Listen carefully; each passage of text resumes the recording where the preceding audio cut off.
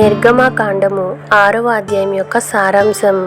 ఈ అధ్యాయంలో యెహోవా తన నిబంధనను జ్ఞాపకం చేసుకుని ఐగుప్తు దాసత్వం నుండి ఇశ్రాయేలీయులను విడిపిస్తానని మోషే ద్వారా అభయమిచ్చుటను చూడవచ్చు.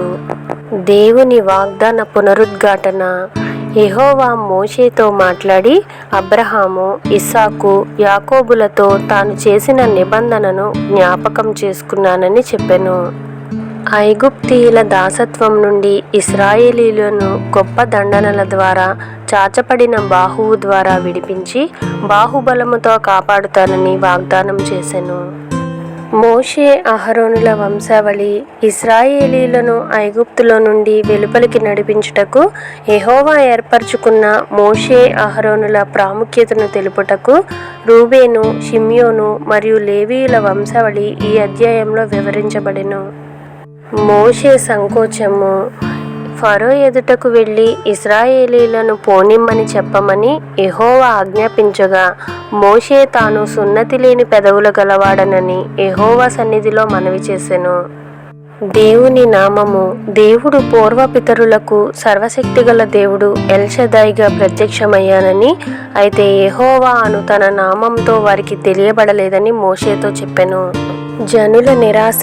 మోషే దేవుని వాగ్దానాలను ఇశ్రాయేలీయులకు తెలిపినప్పుడు వారు దాసత్వం వలన కలిగిన వేదన చేతను, కఠినమైన పని చేతను మోషే మాట వినలేదు.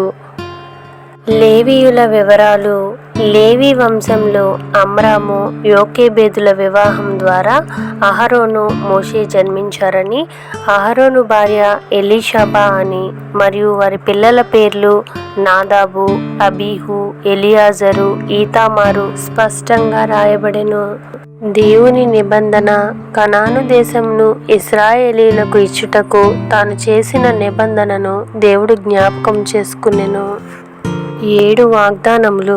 ఐగుప్తీయుల భారముల కింద నుండి విడిపించెదను, తప్పించెదను, విమోచించెదను, మిమ్మును నా ప్రజలుగా చేర్చుకొందును, నేను మీకు దేవుడనై యుందును, ఆ దేశమునకు మిమ్మును రప్పించెదను, దానిని మీకు స్వాస్థ్యంగా ఇచ్చెదను అని దేవుడు 7 వాగ్దానములు చేసెను.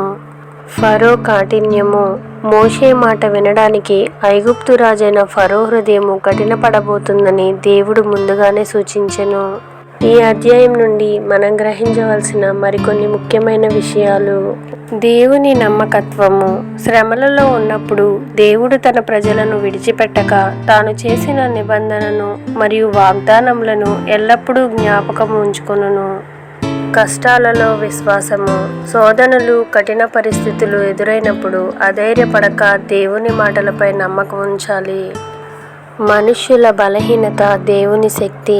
మోషే తన నత్తి బలహీనతను చూసి భయపడినప్పటికీ దేవుడు తన ప్రణాళికను నెరవేర్చుటకు సాధారణమైన మనుషులనే సాధనములుగా వాడుకొన్నాడు. అధ్యాయం యొక్క ముగింపు. ఈ అధ్యాయంలో దేవుడు తన నామమైన యెహోవాను మోషేకు బయలుపరిచి ఇశ్రాయేలీయులను ఐగుప్తు బానిసత్వం నుండి విడిపిస్తానని, తన నిబంధనను పునరుద్ధరించాడని ఈ అధ్యాయంలో చూడవచ్చు.